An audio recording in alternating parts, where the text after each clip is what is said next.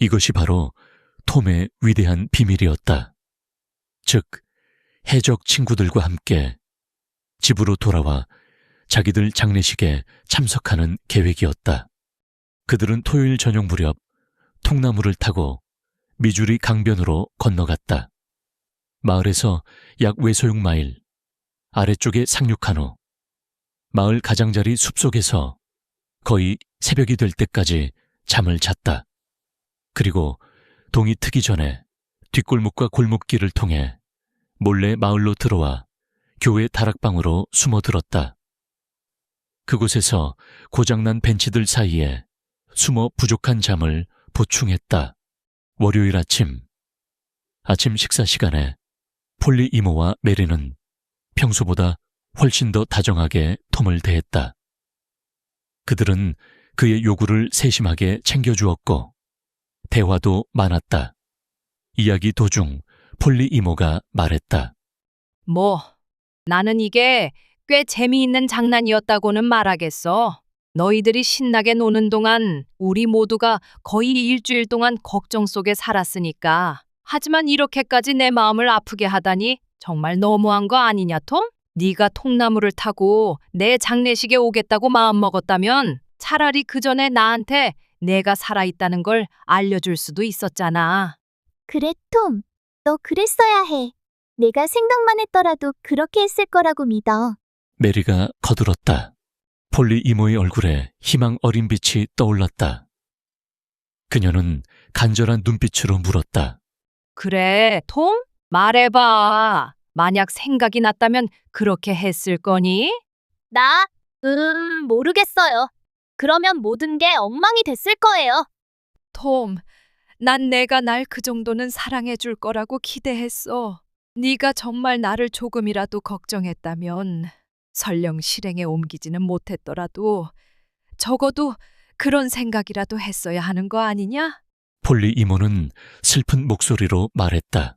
그녀의 서운한 기색에 톰은 괜히 불편해졌다. 메리가 나서며 변호했다. 이모, 그건 너무하셔요. 톰은 그냥 덜렁거리잖아요. 항상 급해서 깊이 생각할 겨를이 없을 뿐이에요. 그게 더 안타까운 일이야. 시드였다면 그렇게 하지 않았을 거야. 시드는 네가 했어야 할 일을 했겠지. 언젠가 네가 뒤돌아보며 그때 이모에게 좀 더 잘할 거라고 후회할 날이 올 거야. 그리고 그땐 이미 늦어버렸겠지. 이모, 저도 이모를 좋아하는 거 알잖아요. 내가 행동으로 보여줬다면 내가 더 확실히 알았겠지. 이제 와서 생각해보니 내가 이모한테 알려줄 걸 그랬어요. 하지만 그래도요? 제가 이모 꿈을 꾸긴 했어요. 그것도 뭔가 의미 있는 거 아닌가요? 그게 뭐 대수야. 고양이도 꿈은 꿔. 하지만 없는 것보단 낫지. 그래, 뭘 꿈꿨는데? 수요일 밤 꿈에서 이모가 바로 저기 침대 옆에 앉아 있었어요. 시드는 나무 상자 옆에 있었고 메리는 그 옆에 앉아 있었어요. 그랬지. 늘 그렇게 앉아있잖니. 네 꿈이 우리를 그 정도로 신경 써줬다니 기쁘구나. 그리고 조 하퍼의 엄마도 거기 있었어요. 어머, 그분도 여기 있었는데 그럼 또 뭘 꿈꿨니? 많이요. 하지만 지금은 희미해서 잘 기억이 안 나요. 잘 생각해봐. 기억해낼 수 있을 거야. 톰은 이마를 손가락으로 누르며 한참을 고민했다. 그러다가 갑자기 외쳤다. 기억났어요. 바람이. 그래, 바람이 뭐 했지? 더 생각해봐. 바람이 촛불을 껐어요. 맙소사, 어서 말해봐, 톰. 계속해봐. 그리고 이모? 제 기억이 맞다면 이모가 난 저 문이라고 말씀하셨던 것 같은데? 계속해봐. 잠깐만 생각할 시간을 주세요. 맞다! 이모는 저 문이 열려있다고 믿으라고 말씀하셨어요. 맙소사, 내가 분명 그렇게 말했어. 그렇지, 메리? 계속해봐, 톰. 그리고 확실하지는 않지만 이모가 시드한테 가서 뭘 하라고 했지, 톰? 뭘 시켰는데? 이모가 시드에게 문을 닫으라고 시키셨어요. 이런 세상에? 난 평생 이런 기이한 일을 들어본 적이 없어. 다시는 꿈이 아무 의미 없다는 소리는 못하겠다. 세레니 하퍼한테 이 얘기를 꼭 전해야겠어. 그녀가 미신이라고 우길 수 있을지 두고 보자. 계속해, 톰. 이제 모든 게 환하게 기억나기 시작했어요. 이모는 톰은 나쁜 애가 아니야. 그냥 말괄량이고 천방지축이지. 책임감이 없는 것도 그저 아마도 망아지 같다고 하셨던 것 같아요. 그래, 맞아. 정확히 그렇게 말했어. 세상에 나, 그리고 이모는 울기 시작하셨어요. 그래, 맞아. 그랬어. 처음도 아니었지. 그러고 나서 하포 부인도 울면서 저도 똑같다고 하셨어요. 그리고 자기가 버린 크림을 조가 먹었다고 매를 들었던 걸 후회한다고 하셨죠. 톰, 그때 내게 신의 영이 내렸던 거야. 넌 예언을 하고 있었어. 세상에, 계속 말해봐, 톰. 그리고 시드는 난 아무 말도 안 했던 것 같은데. 시드가 끼어들었다. 아니야, 너 말했어, 시드. 메리가 말했다. 조용히 해. 톰이 계속 말하게 둬. 시드가 뭐라고 했니, 톰? 그가 아마도 톰이 더 좋은 곳에 가 있길 바란다고 했던 것 같아요. 하지만 좀 더 착했더라면 좋았을 텐데 라고도 했어요. 저 말 들어봤어? 그게 시드가 했던 말 그대로야. 그리고 이모는 시드를 딱 잡아 멈추게 하셨죠. 그랬겠지. 틀림없이 천사가 그 자리에 있었을 거야. 거기 어딘가에 천사가 있었어. 그리고 하포 부인은 조가 폭죽으로 자길 놀래킨 이야기를 했고, 이모는 피터 고양이한테 진통제를 먹였던 일을 말하셨어요. 이런, 하나도 틀린 게 없네. 그리고 사람들은 우리를 찾으려고 강을 수색할 계획을 세우고 있었고, 장례식을 일요일에 하기로 했어요. 그러고는 이모랑 하포 부인이 서로 안고 울었고, 그녀는 집으로 갔어요. 완전히 똑같아. 내가 지금 이 자리에 앉아 있는 것만큼이나 확실해. 넌 마치 그 자리에 있었던 것처럼 정확히 말했어. 그리고 그 다음은? 그 다음엔 저는 이모가 저를 위해 기도하는 모습을 보았어요. 이모의 모습이 보였고, 기도하는 소리도 들렸어요. 그리고 이모가 잠자리에 드셨죠. 저는 너무 미안해서 버드나무 껍질에 우리는 죽은 게 아니야.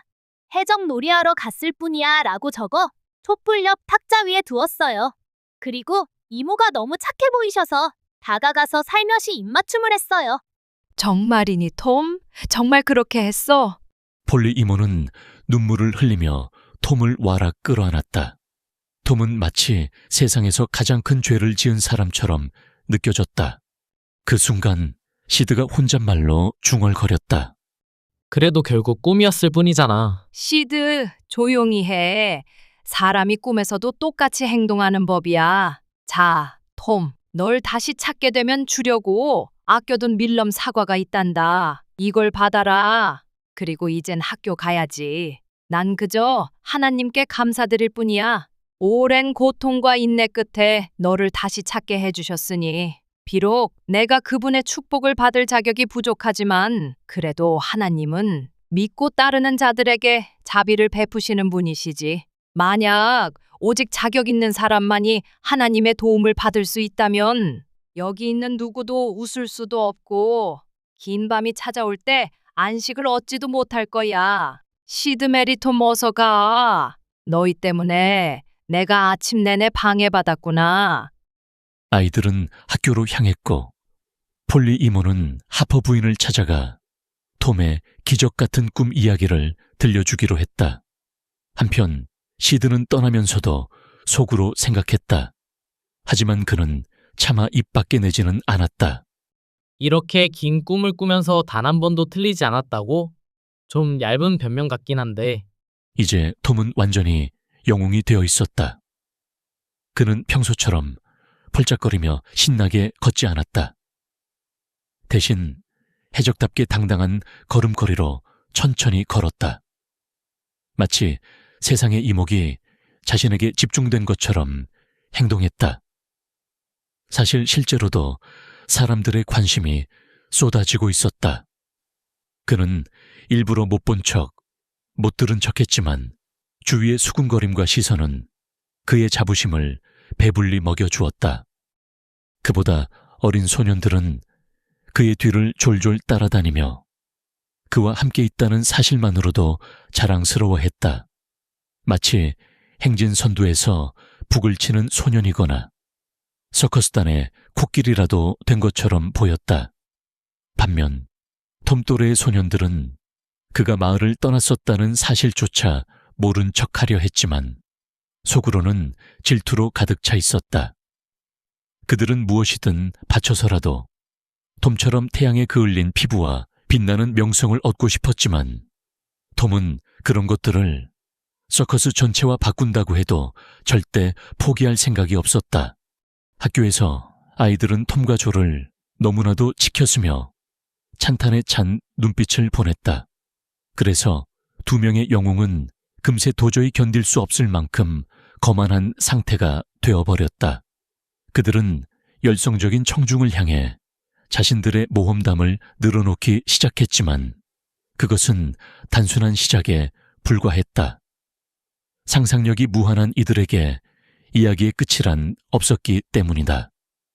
마침내 그들이 파이프를 꺼내들고 태연하게 연기를 뿜어내며 걸어 다닐 때 그들의 영광은 정점에 도달했다. 이제 톰은 베키 대처에게 얽매이지 않아도 된다고 결심했다. 이제 영광만으로도 충분했다. 그는 영광을 위해 살기로 했다. 이제 그가 유명해졌으니 어쩌면 베키가 다시 그에게 다가와 화해를 원할지도 모른다. 그래 봐라.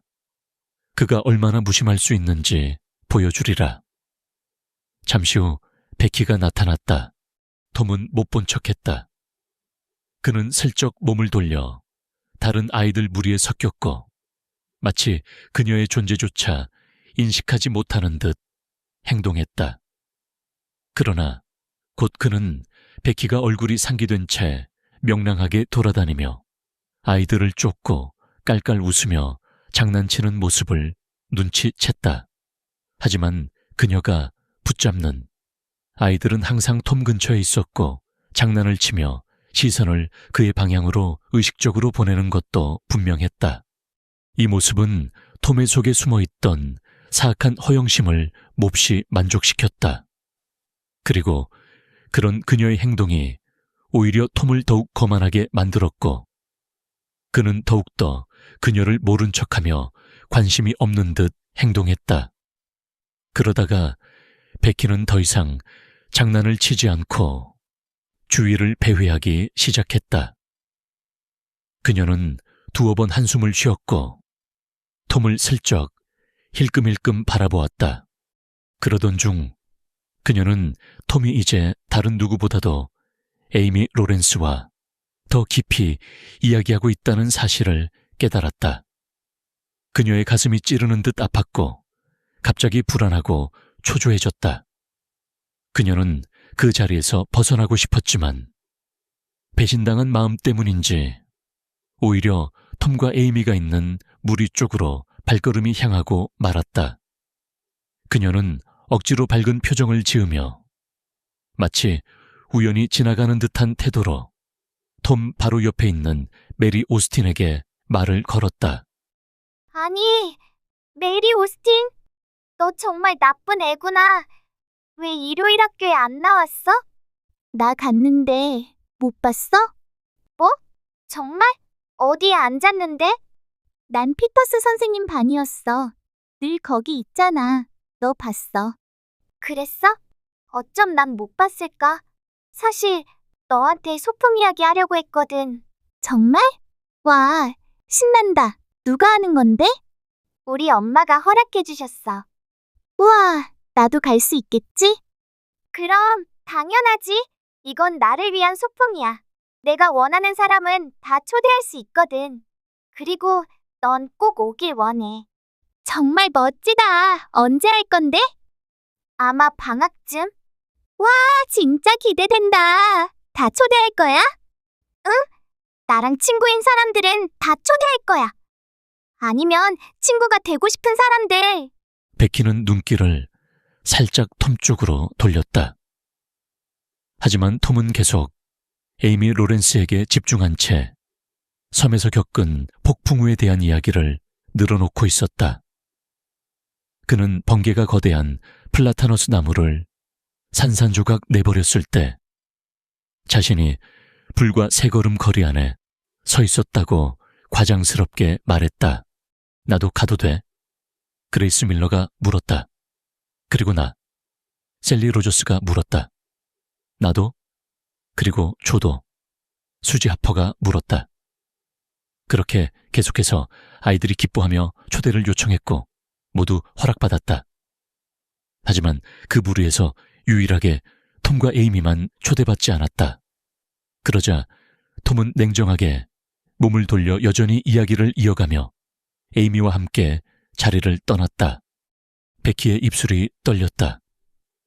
그녀의 눈가에 눈물이 고였다. 하지만 그녀는 이를 감추기 위해 억지로 활기찬 태도를 유지하며 이야기를 계속했다.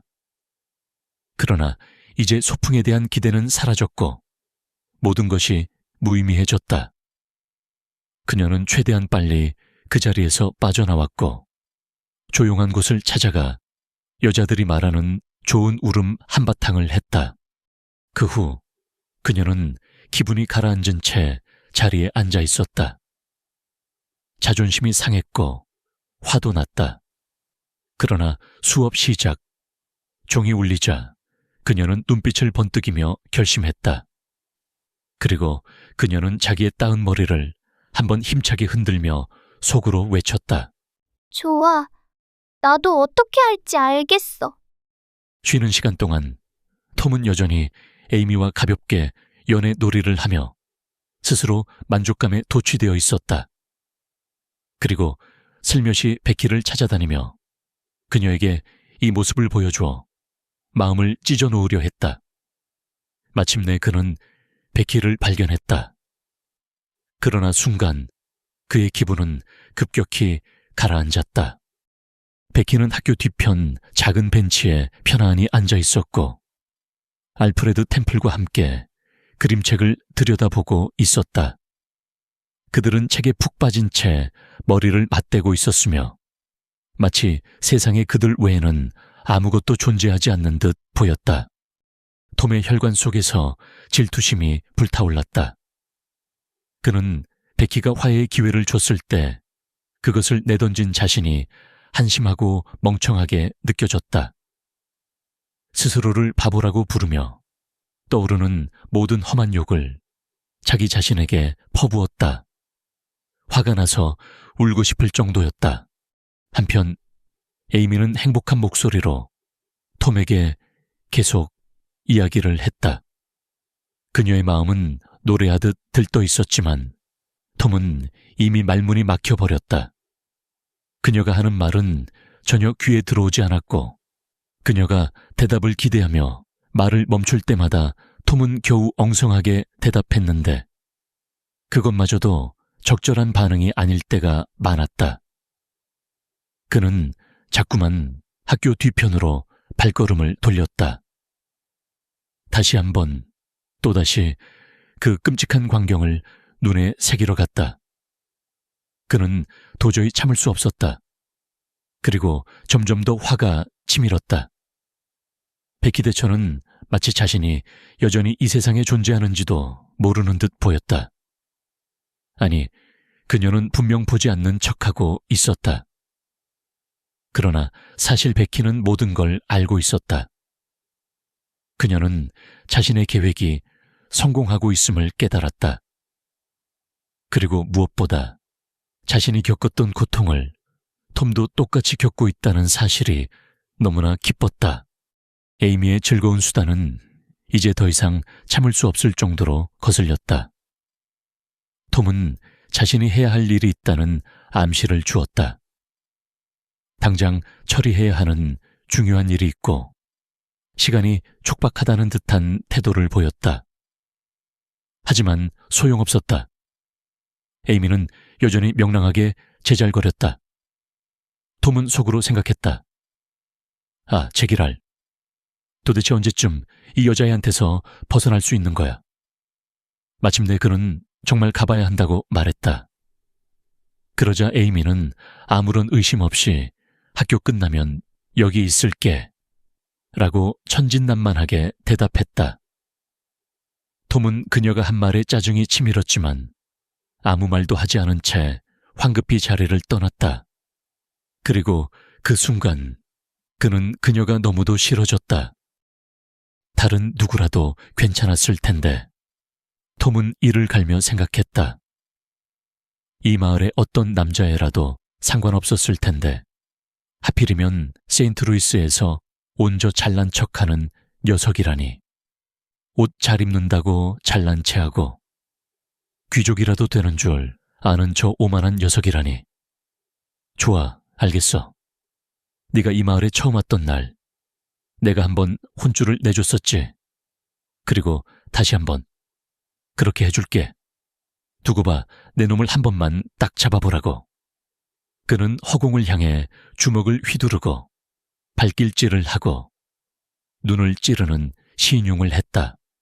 그래, 어쩌겠냐. 이제 항복하겠냐. 어때? 다시는 까불지 않을 거지. 그렇게 상상의 싸움은 톰의 만족스러운 승리로 끝이 났다. 톰은 점심시간에 집으로 도망쳤다. 그의 양심은 더 이상 에이미의 감세 가득 찬 행복한 얼굴을 견딜 수 없었고 질투심은 더 이상 버틸 수 없었다. 한편 베키는 계속해서 알프레드와 그림책을 보고 있었다. 하지만 시간이 흐를수록 그리고 톰이 나타나지 않을수록 그녀의 승리감은 점점 흐려졌다. 흥미를 잃어갔고 점점 무거운 기분이 들었으며 결국 깊은 우울함에 빠졌다. 몇 번인가 누군가의 발소리가 들릴 때마다 귀를 쫑긋 세웠지만 그때마다 헛된 희망이었다. 톰은 끝내 오지 않았다. 마침내 베키는 자신이 너무 멀리 갔다는 것을 깨달았고 후회가 몰려왔다. 한편 불쌍한 알프레드는 점점 그녀에게서 관심이 멀어지는 걸 느끼면서도 그 이유를 알지 못했다. 그는 계속해서 밝은 목소리로 외쳤다. 와, 이것 좀 봐. 정말 재밌는 그림이야. 그러나 베키는 더 이상 참을 수 없었다. 짜증이 폭발하며 말했다. 아, 제발 귀찮게 하지 마. 관심 없어. 그러고는 갑자기 눈물을 터뜨리고 자리에서 벌떡 일어나 걸어가 버렸다. 알프레드는 그녀를 따라가 위로하려고 했지만 베키는 단호하게 말했다. 저리 가. 날 좀 내버려둬. 난 네가 싫어. 알프레드는 그 자리에 멈춰 섰다. 그는 베키가 점심시간 내내 그림책을 볼 거라고 했던 걸 기억하며 도대체 자신이 뭘 잘못했는지 의아해했다. 그러나 베키는 이미 울면서 멀어지고 있었다. 혼자 남은 알프레드는 조용한 학교 안으로 걸어갔다. 그는 치욕스럽고 화가 났다. 그리고 곧 모든 걸 깨달았다. 베키는 단순히 자기의 분풀이를 위해 자신을 이용했던 것이다. 그녀는 톰 소여에게 화를 내기 위해 자신을 이용했을 뿐이었다.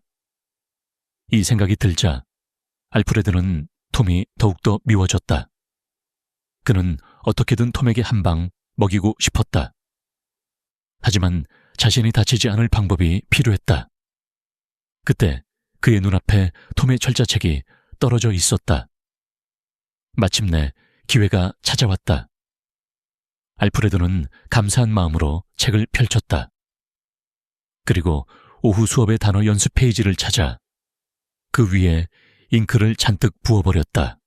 그 순간 창문 너머에서 이를 지켜보던 베키는 알프레드가 책에 잉크를 붓는 모습을 똑똑히 보았다.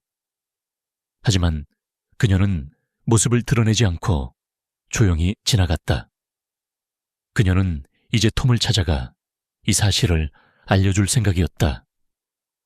만약 톰이 알게 된다면 분명히 고마워할 것이고 그러면 둘 사이의 갈등도 자연스럽게 해결될 것이었다. 그러나 집으로 가는 길 아직 반쯤도 가지 않았을 때 그녀의 마음이 바뀌었다. 소풍 이야기를 꺼냈을 때 톰이 자신을 대했던 태도가 다시 떠올랐고 그 생각은 그녀의 가슴을 후벼 팠다. 부끄러움과 분노가 치밀어 올랐다. 아니야, 난 톰이 철자책 때문에 매를 맞게 둘 거야. 그리고 영원히 그를 미워할 거야. 그녀는 이를 악물며 결심했다.